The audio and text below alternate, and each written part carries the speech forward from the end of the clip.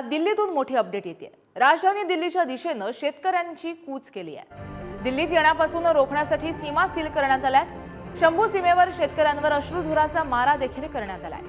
शेतकऱ्यांना पांगवण्यासाठी पोलिसांची ही कारवाई समोर येते। शंभू सीमेवरती शेतकरी आणि पोलिसांमध्ये झटापट झाली आहे। राजधानी दिल्लीच्या दिशेने शेतकऱ्यांनी कूच केल्याचं दिसतंय।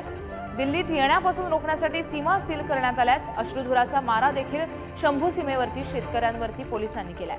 शेतकऱ्यांना पांगवण्यासाठी पोलिसांनी अशा प्रकारे कारवाई केली आहे। शेतकरी आणि पोलिसांमध्ये या दरम्यान झटापट झाल्याची माहिती सुद्धा समोर आली आहे। आपण हे दृश्य पाहू शकतोय। अश्रुधुराचा मारा करण्यात आलाय। सीमेवरतीच शेतकऱ्यांना रोखण्यासाठी पोलिसांकडून अशा प्रकारे कारवाई करण्यात आली आहे। याआधी सुद्धा शेतकऱ्यांचं असंच आंदोलन झालं होतं आणि अशाच आंदोलनाची पुनरावृत्ती होऊ नये यासाठी पोलिसांकडून अधिक खबरदारी घेतली जाते। मोठ्या प्रमाणात कारवाई करण्यात येते। दिल्लीतील येण्यापासून सीमा या सगळ्या सील करण्यात आल्यात। सीमा बंद करण्यात आल्या। शेतकऱ्यांना पांगवण्यासाठी पोलिसांनी कारवाई केल्याचं समजतंय। विविध मागण्यांसाठी शेतकरी शंभू सीमेवरती जमायला सुरुवात झाली आहे आणि याच पार्श्वभूमीवरती पोलीस जे आहेत ते अलर्ट मोडवर आलेले आहेत। कारवाई करताना दिसतात, अश्रुधुराचा मारा करताना दिसतात। शंभू सीमेवरची ही थेट दृश्य आपण पाहतोय, तर काही वेळापूर्वीची सुद्धा दृश्य आहेत। मोठ्या प्रमाणात शेतकरी जे आहेत ते जमायला सुरुवात झाली आहे। बॅरिगेड करण्यात आले आहेत।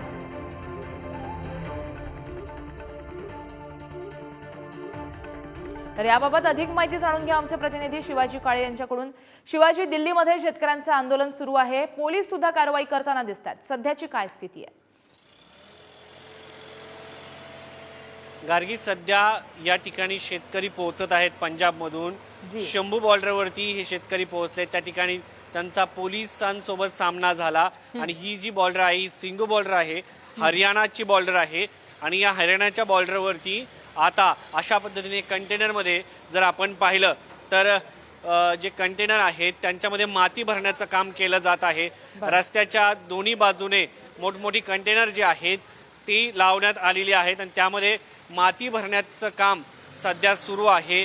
आणि ही जी क्रेन आहेत ही क्रेन आहेत त्या क्रेननी ही कंटेनर उचलून रस्त्यामध्ये टाकली जात आहेत। तर अशा पद्धतीने या ठिकाणी मोठ्या प्रमाणात हे कंटेनर आणण्यात आले। दुसरीकडे जर पाहिलं तर 3 लेअर सिक्युरिटी सिस्टम करण्यात आलेली आहे। या कंटेनरच्या पुढे मोठ्या प्रमाणात बॅरिकेड्स लावण्यात आलेले आहेत। त्या बॅरिकेड सोबत मोठ्या प्रमाणात पोलीस फौजफाटा जो आहे तो तैनात करण्यात आलेला आहे। आणि या सर्व ही जी बॉर्डर आहे हरियाणा पासून सुरू होते आणि इकडे हा जो जाणारा रस्ता आहे हा दिल्लीकडे जाणारा रस्ता आहे। आणि या ठिकाणी जर आपण नजर टाकली प्रत्येक ठिकाणी आपल्याला पोलीस पाहायला मिळतात। मोठ्या प्रमाणात पोलीस या ठिकाणी तैनात करण्यात आलेले आहेत। अशा पद्धतीचं तारेचे कुंपण जे आहेत, बॅरिकेड जे आहेत ते या ठिकाणी लावण्यात आलेले आहेत। आणि ते लावल्यानंतर त्यांना पुन्हा एकदा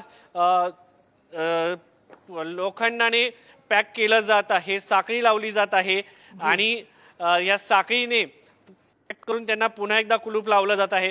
तर ही नवीन एक 3 लेअर सिस्टीम या ठिकाणी तयार करण्यात आलेली आहे आणि त्याच्यामध्ये मधल्या भागामध्ये पोलिसांना तैनात करण्यात येणार आहे। पुन्हा एकदा जे आहेत सिमेंटचे बॅरिकेड्स या ठिकाणी लावण्यात आलेले आहेत।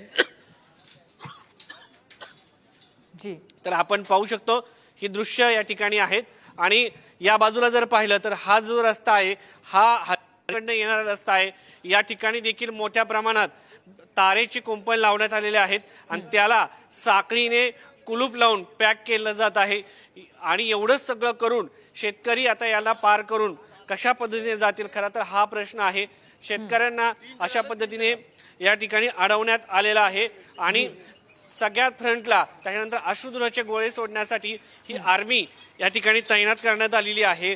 रिझर्व्ह पोलीस फोर्स तयार करण्यात आलेली आहे आणि त्या अशा पद्धतीने हे जे सिमेंटचे बॅरिकेड्स लावण्यात आलेले आहेत त्या बॅरिकेड्समध्ये उभं राहून शेतकऱ्यांना रोखणार आहेत। तर अशा पद्धतीची ही सिस्टीम या ठिकाणी लावण्यात आलेली आहे आणि हे सगळे पार करून शेतकऱ्यांना पुढे दिल्लीला पोहोचायचं आहे। त्यामुळे या वेळेला शेतकरी पोहोचू नयेत यासाठी 3 लेअर सिस्टीम तयार करण्यात आलेली आहे आणि ही 3 लेअर सिस्टीम पार करून शेतकरी कसे पोहोचतील हाच खरा प्रश्न आहे। तुम्ही पाहू शकतात की सगळ्या बाजूने हे जे पोलीस आहेत या ठिकाणी तैनात करण्यात आले आहे। सध्या तरी जर आपण पाहिलं तर शेतकरी या ठिकाणी पोहोचलेले नाही, मात्र गेल्या शेतकरी आंदोलनाचं जे सेंटर होतं हे सेंटर सिंधू बॉर्डर होतं आणि या बॉर्डरवरती मोठ्या प्रमाणात जे शेतकऱ्यांना अडवण्यासाठीचे जे गरजेचं आहे ते सर्व काही केलं जात आहे। अशा पद्धतीने जे बॅरिकेड्स आहेत ते उचलून आणले जात आहेत आणि जर पाहिलं तर ह्या 3 लेअर सिस्टीममध्ये आता ही सेकंड लेअरची सिस्टीम आहे, त्या ठिकाणी